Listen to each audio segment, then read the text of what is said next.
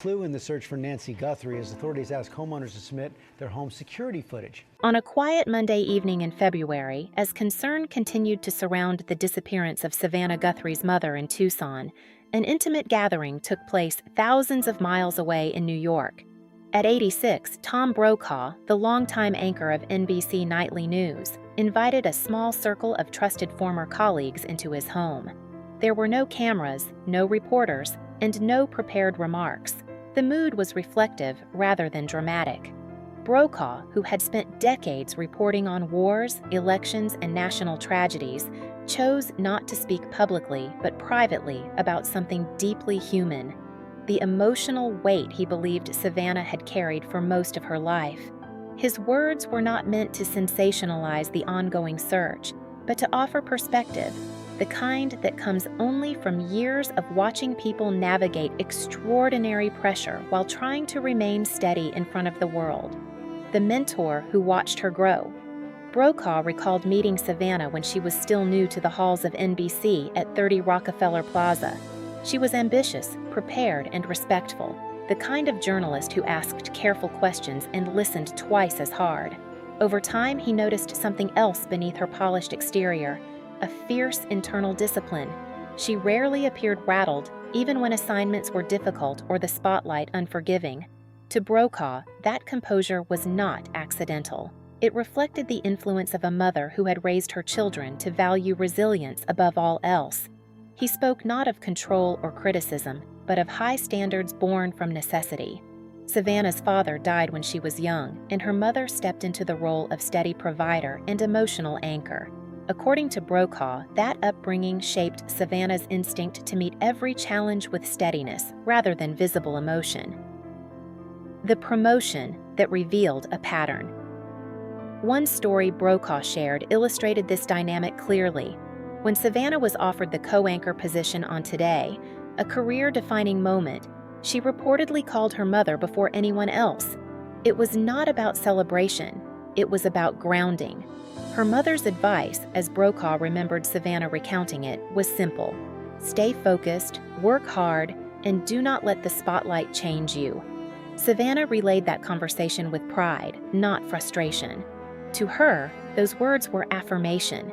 They represented a lifelong rhythm in which love and guidance were intertwined with expectation and discipline.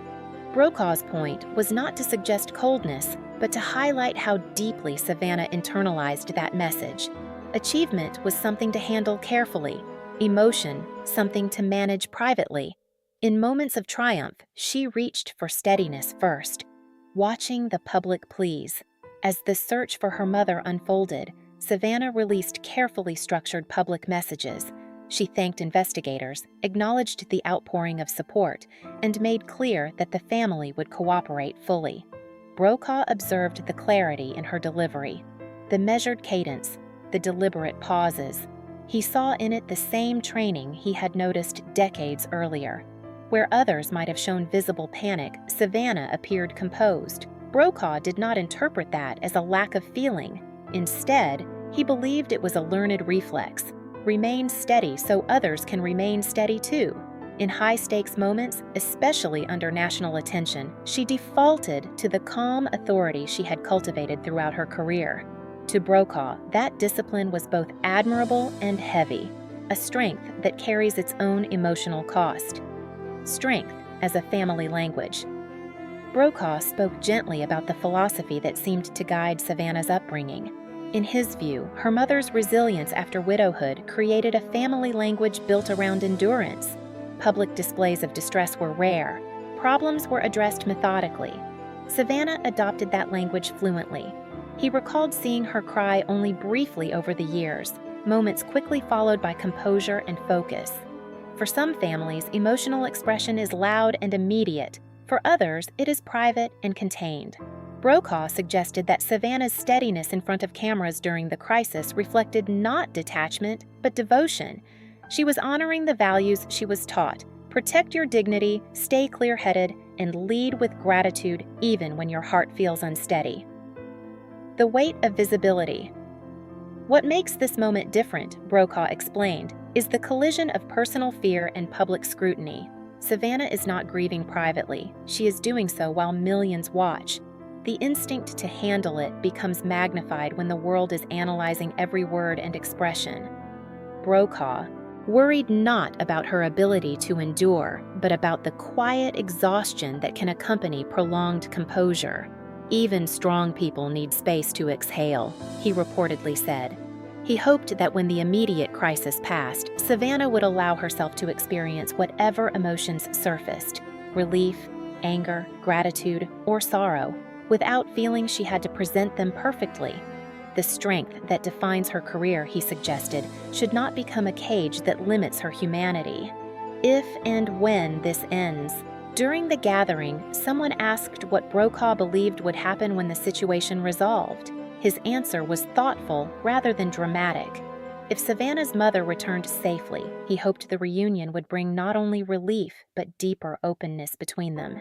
Perhaps even a conversation about how love can exist without constant proof of strength. And if the outcome were more difficult, he believed Savannah would respond with dignity, just as she has throughout her career. Yet beneath that dignity, he suspected there would be private reflection, the natural questions every child asks when facing a parent's vulnerability. Did I do enough? Could I have done more? Brokaw wished for her freedom from those doubts, reminding those present that responsibility for wrongdoing lies only with those who commit it. A veteran journalist's compassion. It is worth remembering that Brokaw himself has spent decades watching families endure tragedy. His perspective comes not from gossip, but from observation and care. He did not speak to assign blame or create headlines. He spoke as a mentor who has witnessed Savannah's growth from an eager correspondent to a national figure. In his eyes, she is more than a television anchor. She is a daughter navigating an unimaginable situation while trying to embody the values instilled in her since childhood. He encouraged those in the room to extend compassion rather than scrutiny, to recognize the human being beneath the professional poise. Crisis reveals character, but it also tests the limits of endurance. Holding space for humanity.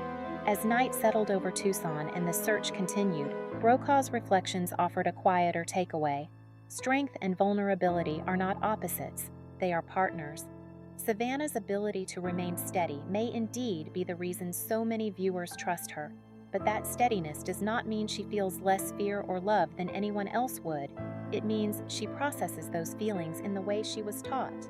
Brokaw hoped that when this chapter closes, Savannah will allow herself to rest from the constant effort of proving resilience.